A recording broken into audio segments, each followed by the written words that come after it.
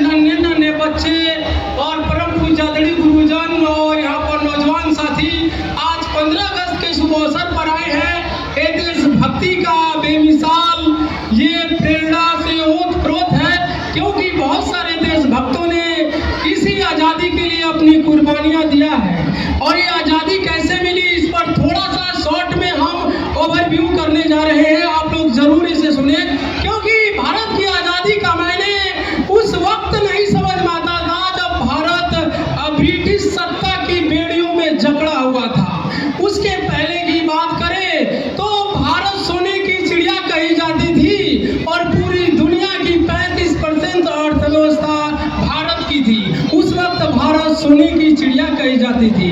लेकिन Vasco D gamma 18 जुलाई 1497 ईस्वी को वो पुर्तगाल से चला और 20 मई 1498 को ये जो 1498 को भारत आता है, कालीकट नामक बंदरगाह पर जिमोरी नामक राजा ने उसका भव्य वेलकम करता है। और राजा को क्या पता था, भारतीय राजा को वास्को डी गामा आ रहा है, ये भारत को लूटने का रास्ता बता जाएगा। वास्को डी गामा आता है, यहाँ से व्यापार करके जाता है और व्यापार करके जाता है, यहाँ से 60 गुना नफा प्राप्त करता है। उसके बाद जो पश्चिमी कंट्री थी, यूरोप कंट्री थी, पुर्तगाली थे, वो भारत से व्यापार करने के लिए ललायित हो जाते हैं। वहीं से भारत को लूटने की प्रक्रिया प्रारंभ होती है। उसके बाद सबसे पहले पुर्तगाली आते हैं, उसके बाद डच आते हैं, उसके बाद अंग्रेज आते हैं, उसके बाद डेनिश आते हैं, फिर फ्रांसीसी आते हैं और भारत से व्यापार करने लगते हैं और भारत को लूटने की स्ट्रेटेजी बनाने लगते हैं। उसमें अब इन सभी में लड़ाइयाँ हो जाती है कि भारत को कौन अपना उपनिवेश बनाएगा। और भारत में इतना ज़्यादा कीमती है, भारत की अर्थव्यवस्था इतना ज़्यादा है, बेशकीमती खजाने से भरा भारत जो सोने की चिड़िया थी, उसे कौन लूटेगा। इसके लिए अंग्रेजों, फ्रांसीसियों, डचों, डेनिशों में लड़ाई छिड़ जाती है। उसमें अंग्रेज विजय प्राप्त करते हैं और भारत को धीरे धीरे ब्रिटिश सत्ता की बेड़ियों में जकड़ने लगते हैं। और जकड़ते जकड़ते कैसा मुकाम आता है कि 1600 ईस्वी में ऊपर से कुछ नीचे आ जाए, 1600 ईस्वी में ईस्ट इंडिया कंपनी की स्थापना करते हैं। उसके बाद से धीरे धीरे देखा जाता है कि अंग्रेज अब भारत को चंगुल में फंसाने लगते हैं। आप लोग ऐसे विद्यालय में पढ़ते हैं, उस वक्त ब्रिटिश जब यहाँ पर सत्ता थी, हम अंग्रेजों का गुलाम थे। इस तरीके से आपका पढ़ने और पढ़ाने की आज़ादी नहीं हुआ करती थी, वो वही गुलामी थी। लेकिन धीरे धीरे अंग्रेज करते जाते हैं, गुलामी के बेड़ियों में जकड़ने जाते हैं। उसके बाद 1757 में प्लासी का युद्ध होता है और प्लासी का युद्ध ईस्ट इंडिया कंपनी जो रेड क्लाइव था और सिराजउद्दौला के बीच में एक युद्ध होता है। वो युद्ध पहले से ही षड्यंत्रों का शिकार हो जाता है, क्योंकि सिराजउद्दौला के 3 सेनापति वो पहले से ईस्ट इंडिया कंपनी यानी अंग्रेजों के साथ मिल जाते हैं और सिराजउद्दौला की पूरी सेना भी जोर और जज्बे से लड़ाई नहीं कर पाती है। और प्लासी का युद्ध बताता है, प्लासी का युद्ध हारने से ही अंग्रेजी प्रशासन की बेड़ियां मजबूत हो जाती है और अंग्रेजी प्रशासन की नींव भारत में स्थापित हो जाती है। उसके बाद से 1764 में बक्सर का युद्ध होता है। उस युद्ध में तो पूरे अवध नवाब पूरा बिहार, उड़ीसा, पश्चिम बंगाल, उत्तर प्रदेश के भाग को वो कब्जा लेते हैं और सत्ता उनके अधीन हो जाती है। और वहीं से धीरे धीरे भारत को पूरा अपने अंग्रेजी प्रशासन की बेड़ियों में जकड़ लेते हैं। उसके बाद धीरे धीरे जब इतना जकड़ लेते हैं, नौजवानों के अंदर जाती है। जो पहले के राजा थे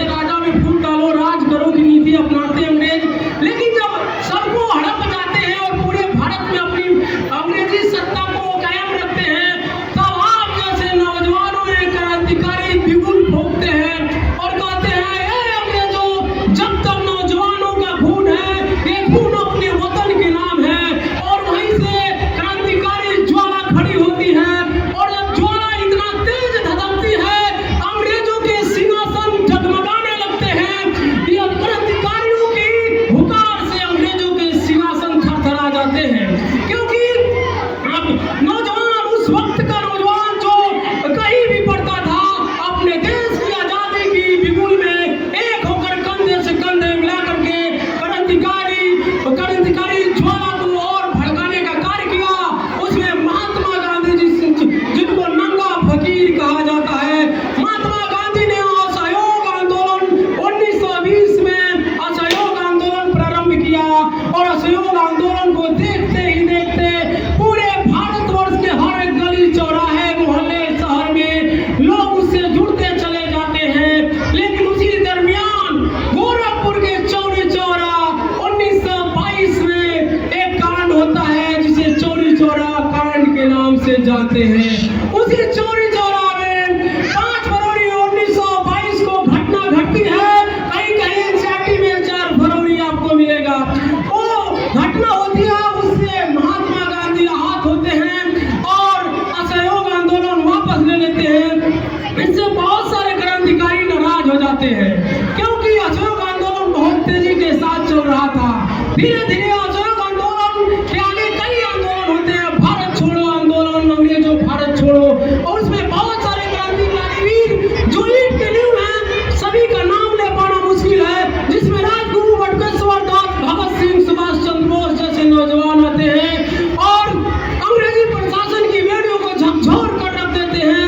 जब 1943 में सुभाष चंद्र बोस ने आजाद हिंद फौज की स्थापना की और 1944 में मणिपुर के इम्फाल में आजाद हिंद फौज की टुकड़ी ने जब घेराव किया तो अंग्रेजी सत्ता की बेड़ियां झकझोर दी और वहां पर अंग्रेज समझ लिए भारत को बहुत लंबे समय तक गुलाम करके रखना अब अंग्रेजों की बस की बात नहीं है।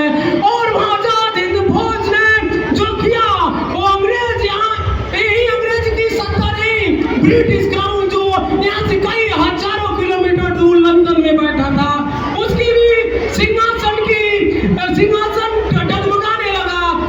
और उसी तहत 18 अगस्त 1945 को सुभाष चंद्र बोस को एक हवाई जहाज क्रैश में मृत बताया गया, लेकिन उनके साथ षड्यंत्र हुआ।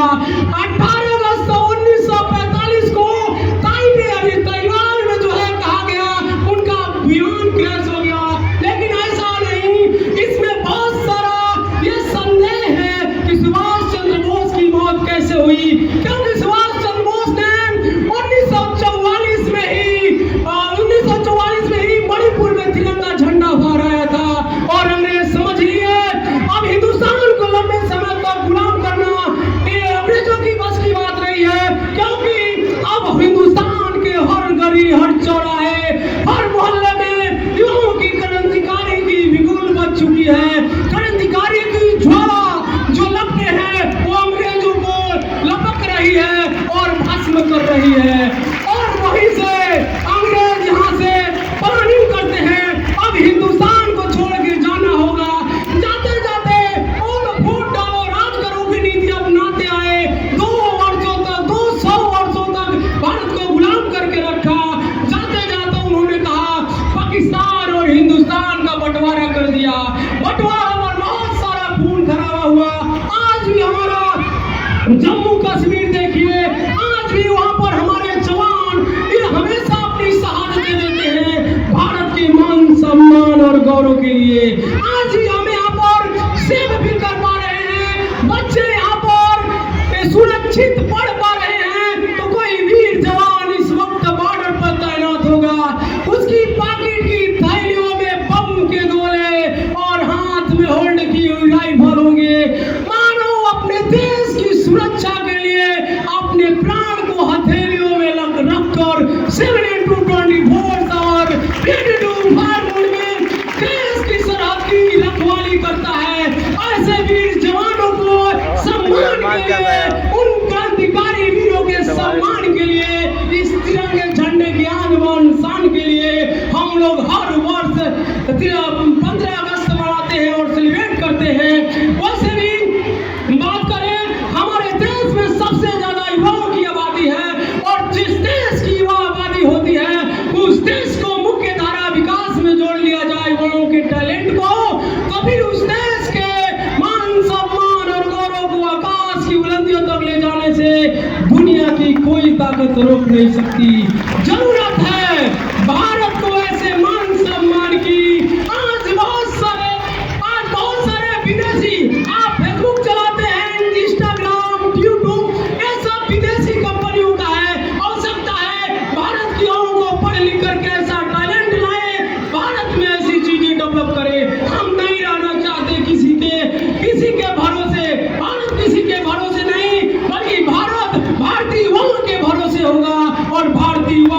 धमाल कर सकते हैं, कुल धमाल मचा सकते हैं।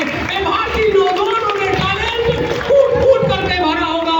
देख लीजिए, अभी गूगल का सीईओ सुंदर पिचाई बहुत सारे इंडियन ही संभाल रहे हैं। इंडिया में टैलेंट की कमी नहीं है, बल्कि उस टैलेंट को भारत की मुख्य धारा में कनेक्ट करने के लिए योजनाओं की कमी है। और योजनाएं सत्ता में बैठे नेता और प्रधानमंत्री तय करते हैं। उनको जरूरत है ऐसे टैलेंट को पकड़ के रखने की।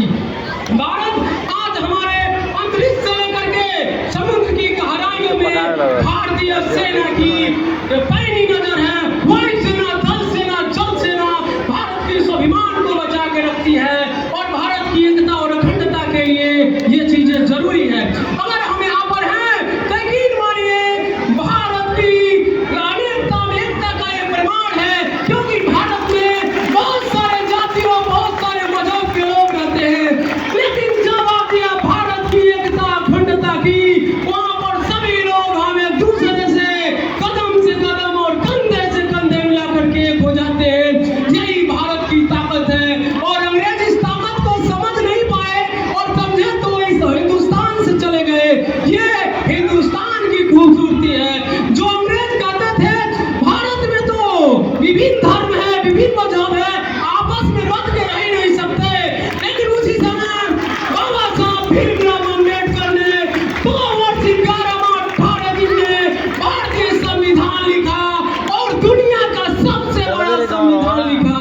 अंग्रेजों को अंदाजा भी नहीं था कि भारतीय लोगों का प्रतिभावान मस्तिष्क इतना कुछ कर सकता है। और संविधान लिखने को चले तो पूरे दुनिया का सबसे बड़ा लिखित संविधान रच दिया। और भारत की विविधता की कमी नहीं है, विविधता की बहुत सारी यहाँ पर संभावनाएं हैं। जरूरत है एक दूसरे से कदम, कंधे से कंधे मिलकर के चलने की। और मैं बात करें, एक बात जो बच्चे पढ़ने वाले हैं इस विद्यालय में, मैं एक बात कहना चाहता हूँ। दुनिया के किसी भी राष्ट्र की संस्कृति के जोड़े और परम पूजाधरी गुरुजन है। कभी दुनिया के किसी भी राष्ट्र की संस्कृति के धरोहर और परम पूजाधरी गुरुजन है, क्योंकि वो हमारे जैसे नौजवानों के संस्कार की जड़ों में खाद और डाई डालने का कार्य करते हैं और अपनी मेहनत और प्रकृति की शक्ति से सींच कर उसमें प्रमाण शक्तियां प्रदान करते हैं। और ये बच्चे इस विद्यालय में आर्य पब्लिक स्कूल में पढ़ने के लिए यकीन मानिए एक परम पूज्य गुरुजन आपकी ज्ञान रूपी पंख को मजबूती प्रदान करेंगे। उसी पंख के बदौलत आप अपने क्षेत्र, गांव, देश का मान सम्मान और गौरव की आकाश की बुलंदियों तक लेके जाएंगे। ये परम पूज्य आदरणीय गुरुजनों की बदौलत हो सकता है। और यकीन मानिए आर्य पब्लिक स्कूल के डायरेक्टर राकेश यादव सर यहाँ पर जिस तरीके से गोंडा राप्ती गांव क्षेत्र में ज्ञान की ज्योति प्रज्वलित की है आर्य पब्लिक स्कूल से, वो काबिल तारीफ है। आर्य पब्लिक स्कूल के डायरेक्टर राकेश यादव सर नौजवानों और बच्चों के लिए हमेशा समर्पित रहते हैं।